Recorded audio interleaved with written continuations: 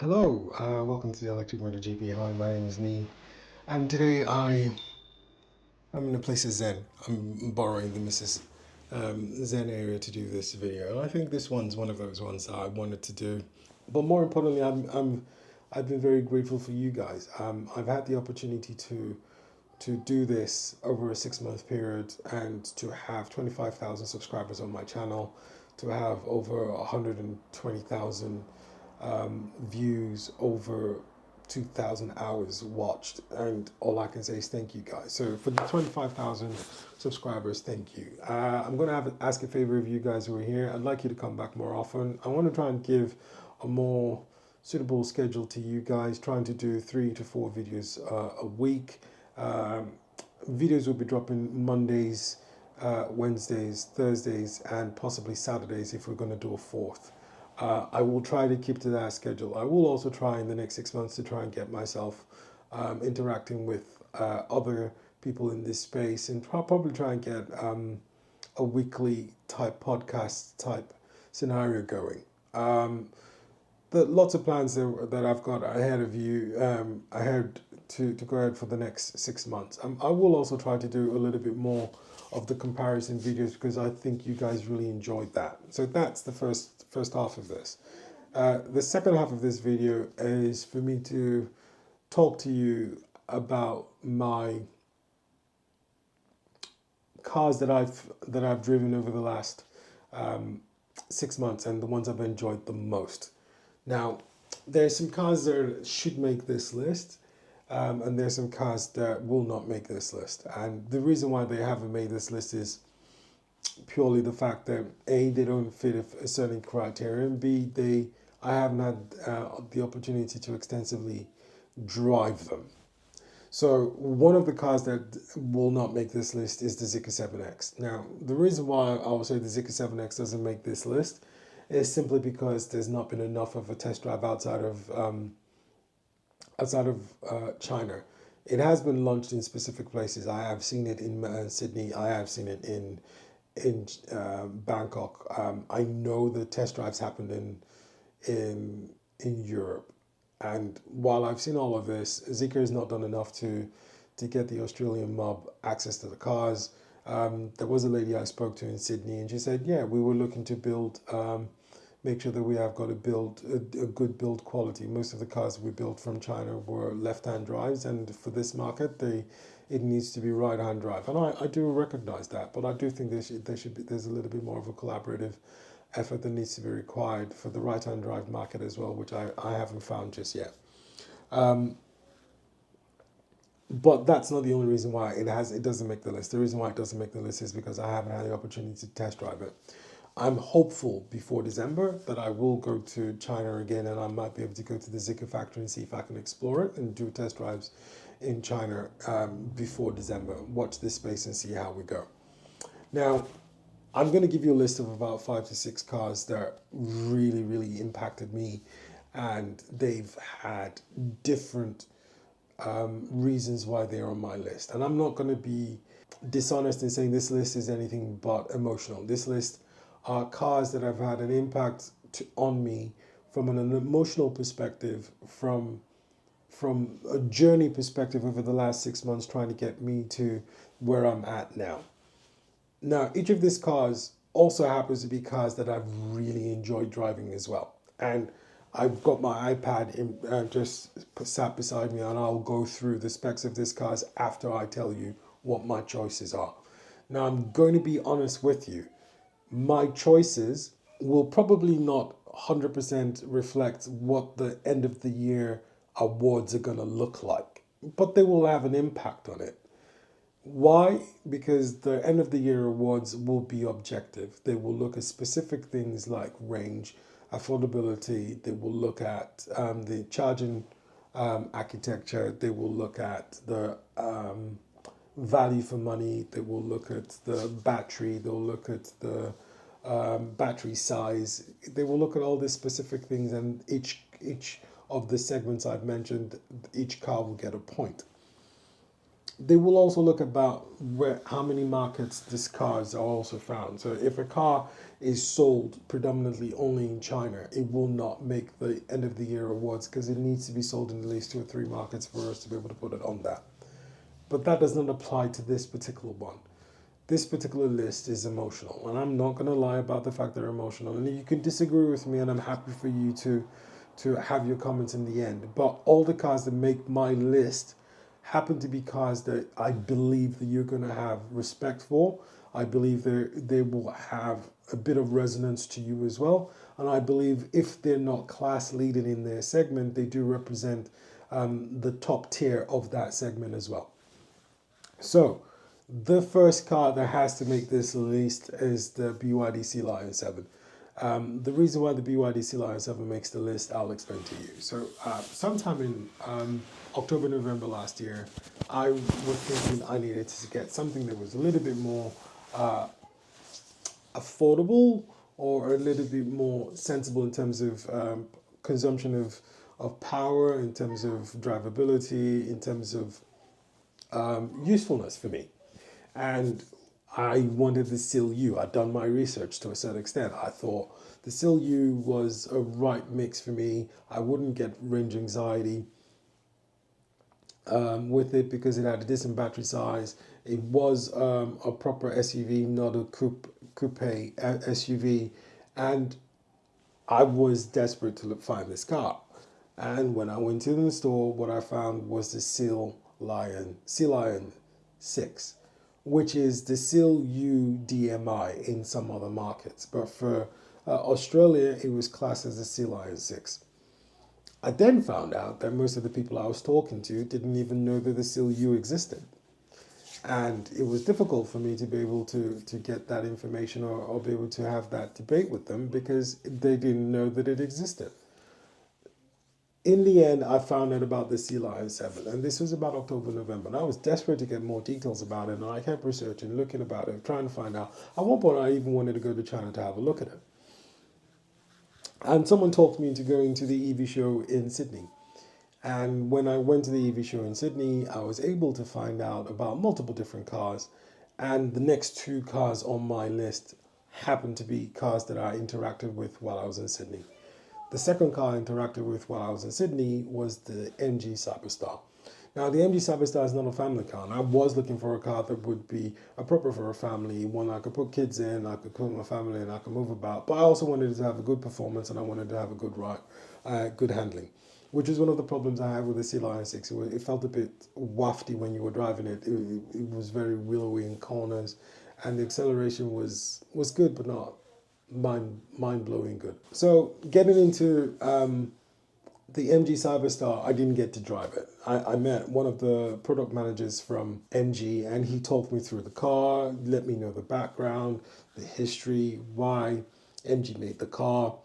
And he was impressed with my enthusiasm, and he was like, look, dude, you've got enough of a background in there. Why not create your own YouTube channel and have a good conversation with people about it? Now, you might not get anyone to subscribe to your channel, but at least you then have the opportunity to interact and get your thoughts out there. And hopefully you might be able to get 1 or 2 people to respond to it, which I did. And because of him, I was able to start to think about doing it. And I worked hard over the last 6 months to be able to get the channel off the ground. The third car on the list was a bit of an interesting one. I'll explain. So right about that time, 2 cars were coming onto the market, the XPeng G6 and the Deepal E07. But Deepal then decided on the day that they were going to fix the price for the S07, but they brought in the E07, and the E07 was brought in to gauge the market, to see how much people were interested in EVs, and to see if the E07 had a place and if people would be interested enough to want to buy this car. And in fact, I remember a few of the product managers were asking me if they'd be interested, if I was interested in the E07, and if I was interested in how much would I be willing to pay for it, because they were trying to gauge what the market was. And I'd seen videos of the E07 on YouTube.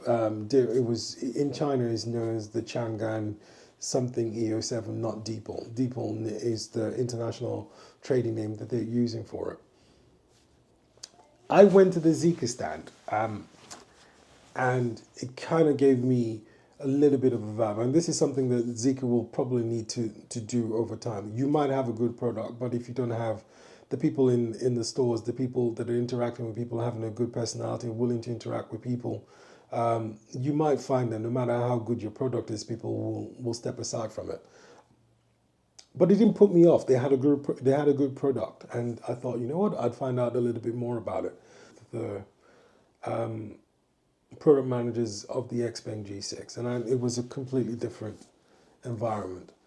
Now, the XPeng G6 does make my list of cars that I've interacted with that I really enjoyed, but it doesn't make my top 5. And I'll explain to you why that is. I think XPeng have got a fantastic product on their hands. However, they're slow to market, and for whatever reason, the choice of the product that's coming in is restricted, which therefore restricts the consumer's choice. And I think that's a bit of a mistake. The G6 is a fantastic car. Efficiency, charging, software, and to a certain extent handling. The handling's a bit iffy, but it's been reviewed for 2025, and I think a lot of issues with it have been addressed. But you then bring in 2 models available. So you've brought in the base model, which has a 190 kilowatt electric motor on the rear, and then you've brought up the intermediate model, which has got a 210 electric motor on the rear. But in Europe, you had the all-wheel drive version of it. Yes, they do get snowy weather, and yes, the all-wheel drive in snowy weather does make a difference. But restricting the choice of the consumer is one of the things I'm not particularly happy with. And it's probably the only reason why I don't have an XPeng G6 at the moment. I did test drive it multiple times. In fact, it was the first EV that I test drove, and it was the first video that I uploaded on the channel, which was the auto parking sequence of the XPeng G6, and which I've got to tell you is better by far, hands down, than every other self-parking software on the market today. Hands down. I've had the opportunity to test at least 20 to 25 different cars to self-park. The worst has to be the Germans, the BMWs, the Audis. They're horrible at it. Tesla's not bad at it, but the amount of times it has phantom braking while it's trying to do it is ridiculous. The XPeng G6 is flawless. The Zeekr is not bad at it either, but it takes about 3 or 4 attempts for it to get it right. Again, the XPeng G6 is flawless. And for that reason, I will always be a fan of the car. Simple. Which then takes me to the final 3 cars on my list.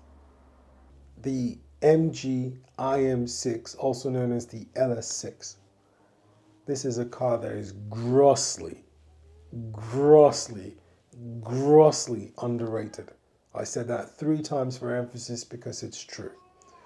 The MG IM LS6, which is part of the premium sub-brand for the MG brand, is a car that has superior handling, premium interior, software level is fantastic, and its ability to deliver performance is probably unmatched by every car on this list.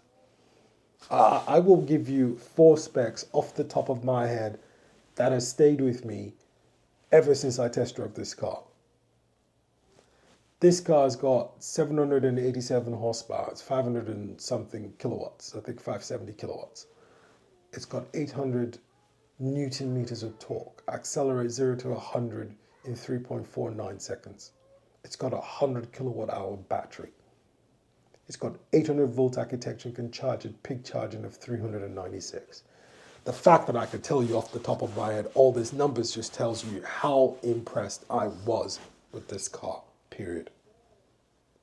The design is slick. There are people who tell you it looks like a blob. I'm not a fan of that statement. They've done the design because they wanted it to be aerodynamic, and the aerodynamism shows in its range. It's got a 100 kilowatt hour battery and WLTP. This car can do 630 or 640 kilometers, which is fantastic. Which is absolutely fantastic. So, the last two cars on this list are interesting. The Kia EV9. It's a boxy silhouette of a car that can sit 7 people comfortably, does a lot of things right. Could it be more premium? Yes. Are you paying a premium price for it without getting a few of the premium facilities that you would expect in it? Yes. But does it deliver? Yes. The handling on this car was amazing. And I was unbelievably impressed by it. Now, I've got to give a shout out to John Hughes in Perth for giving me the access to this car for 3 days just before Christmas. And for me, if you wanted to get the car, I'm not being paid by them, this is nothing else, but they do offer good service and they will interact with you. And I think customer service is really important to me, and I think that's fantastic with this particular service provider.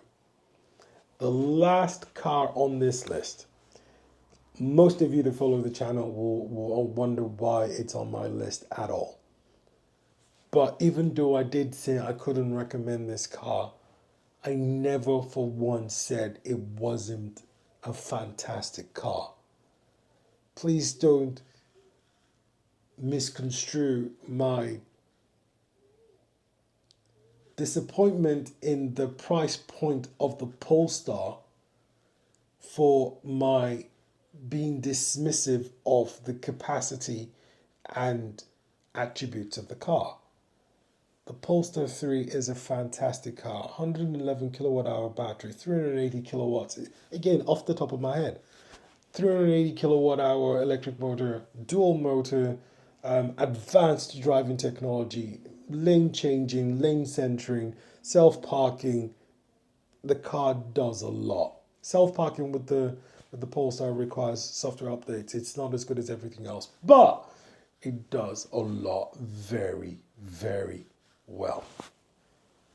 My two gripes with it: it's a 400 volt architecture, but it's been optimized to deliver 250 kilowatts, and its optimization is actually better than the Tesla's optimization because it's able to hold the peak charging of 250 for longer than the Tesla is able to hold it.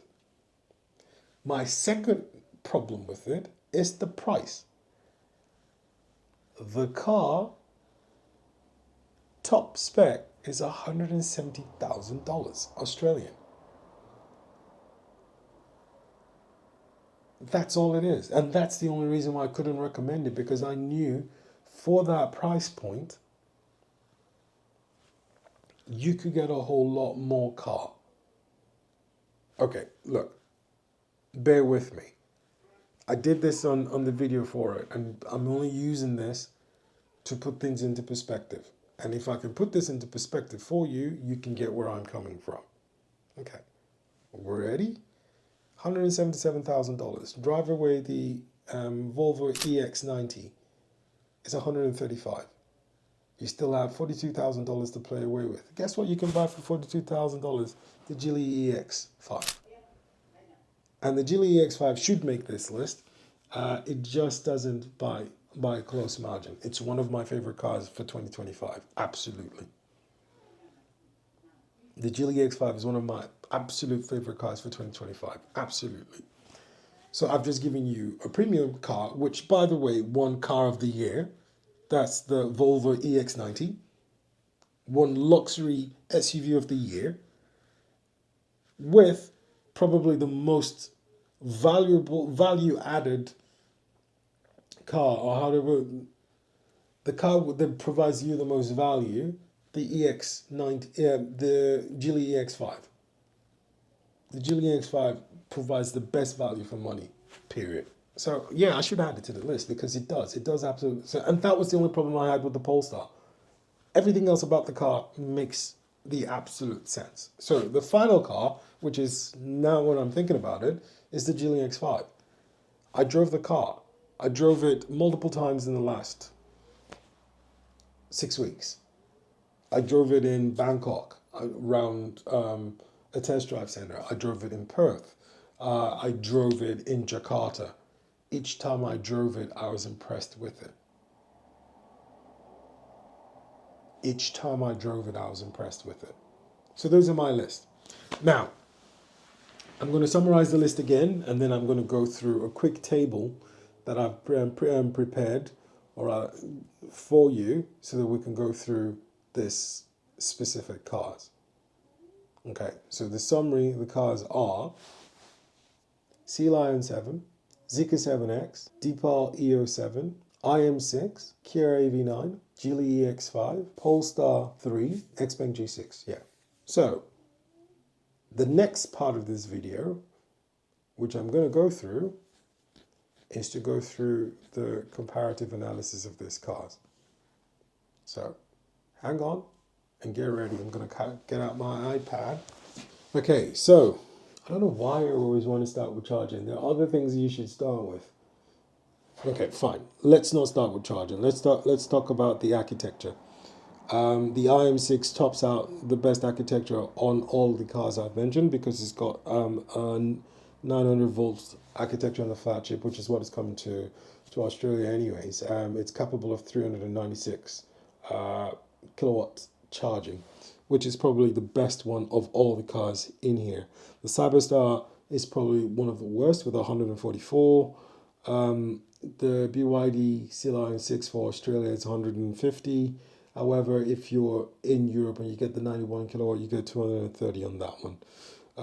The Deepal is capable of charging at 240, which is not the fastest, but it's still an 800 volt architecture, which means it's likely to maintain that 240, 250 for much longer. The Polestar 3 is a 400 volt architecture as well and delivers 250. And the Kia AV9 is 800 volts, but it's only capable of 235. The best of all of them, barring none at all, is the Zeekr 7X, but specifically the 75 kilowatt hour battery, which is the golden brick battery, which is the one that's capable of up to 600 volts charging.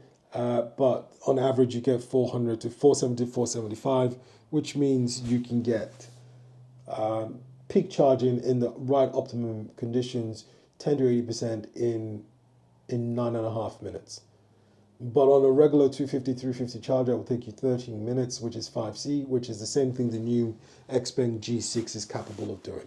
So XPeng have taken off their old charging system and updated it for 2025, and then gone from 3C to 5C. Now, for those of you who've watched my future-proofing video, you'll understand what 5C means. But for those of you who haven't watched it, I'll break it down for you very simply. 5C means that you're capable of charging 5 times from 10 to 80% in an hour. So which means 12 minutes. 3C means you're capable of charging 3 times in an hour, 10 to 80%, which means 20 minutes. And when you're able to do 5C, which means 12 minutes, in which there's no significant difference between pumping at a petrol station and actually charging with an electric volt charger. The only problem at the moment is that Australia is so far behind that the charging infrastructure is not likely to be able to keep up with the cars that are coming in. However, if you remember what I said on the future-proofing video, if you future-proof your car, it means your car's got a resale value. It also means that your car is going to be able to function very well when the new updated chargers come in. So if you buy a 400 volt architecture that can only charge up to 120, 140, then you know that you're in trouble. And this is probably one of the reasons why the S07 struggled, because the maximum charging of the S07 was 92. So no matter how much you like the car, you knew that this car will struggle as soon as they updated the infrastructure and charging capacities available in Australia. So I've said on the future-proofing video, the minimum you want to look at is 140, 150. So even though the BYD Sealion 7, the ones we got in Australia, which is one of the reasons why I ended up not getting the car, by the way, is the fact that the car that came to Australia was 400 volts. It's also the only reason why the Geely EX5 is not sitting on my driveway at the moment, because the Geely EX5 is affordable. It's value for money. Drive away at the moment, it's 48 to 48,000, but you get to a $2,000 bonus, which then means that effectively you're buying the car for 46,999, something of that nature, which then means, oh my gosh, this makes a lot of sense. So if we look at all the cars I've mentioned, barring the Polestar, all of these cars are sub 100,000 Australian dollars. All of them. I fib. The Kia EV9 is 120,000 Australian dollars for the all-wheel drive version of it. $125,000, yeah, before on-road cost. So those are the only two cars: the Kia EV9 and the Polestar. Those are the only two cars. They're greater than 100K. So I'll go through. I fib again. Oh my gosh, I'm getting caught out today by myself. The Cyberster is $115,000. So right, look, let's put it this way. We've got the Polestar 3, 177. You've got the Kia EV9 coming in at 125. You've got the Polestar, the Cyberstar coming in at 115. So those three. But if you look at the bottom of this list, you then have the Geely EX5, like I said, which is 48,000 for the top spec drive away. You've got the XPeng G6, which is roughly about $65,000 drive away. You've got the BYD Sealion 7, which is roughly about 70,000 drive away. Then you then have the ones in the middle. So you've got the MG, which has not been officially released yet, but I've been told it's going to come out between 80 to 100,000. But I'm guessing it's going to be closer to 80,000. The Zeekr 7X prices have just leaked. The top end before onward cost top spec is going to be 85,000. The Deepal, I've been told, even though I'm not supposed to tell you this, the entry level is going to be about 75 and the top spec is going to be about 85. So those are all the cars. Now, in terms of sizing, the biggest one of all of them is the Kia EV9, which measures 5.015 meters, and then that's followed by, actually it's the Deepal. The Deepal E07 is 5.045 meters, and the Kia EV9 is 5.015 meters. But the EV9 is a 7-seater, while the E07 is a 5-seater with a good bed, which has got a payload of 300 kilograms. The BYD Sealion 7 is 4.83. The IM6 is 4.9. The Polestar is 4.9. The Zeekr is 4.825. XPeng is 4.75. And the Geely is 4.65. So the Geely is the smallest car of all the cars in this segment at the moment. Acceleration, 0 to 100. This is where it gets interesting. The fastest is the Cyberstar as expected, which is 0 to 100 kilometers in 3.2 seconds. The BYD Sealion 7 is officially 4.5, but when I test drove it, it was 4.2, 0 to 100. The MLRP was officially 3.5, but when I drove it was 3.2. The Deepal E07 is 3.9. The Polestar is 4.7. Kia EV9 is 6.0. The Zeekr 7X top spec is 3.8. The XPeng G6 performance, which we don't have in Australia at the moment, is 3.9. And the Geely 6.9. So, in all honesty, there's so much about this car that you want to look at and you want to really enjoy. But I thought I'd give you a crash course on all the things I really enjoyed in the cars that I'm emotionally attached to at the moment. So please tell me what the things that you think, if you think differently. I am hoping that if I'm lucky enough, I'm going to get one of these cars that I'm emotionally attached to before the end of the year. I'm going to put a vote on. You vote, and it will help me make up my mind on which car I'm going to get for myself. And hopefully it will be a Christmas gift, so I've got the car just before Christmas. Put your votes down in the comment. Tell me which car you would prefer for me to get and why. And I've got to be honest with you, if you go pick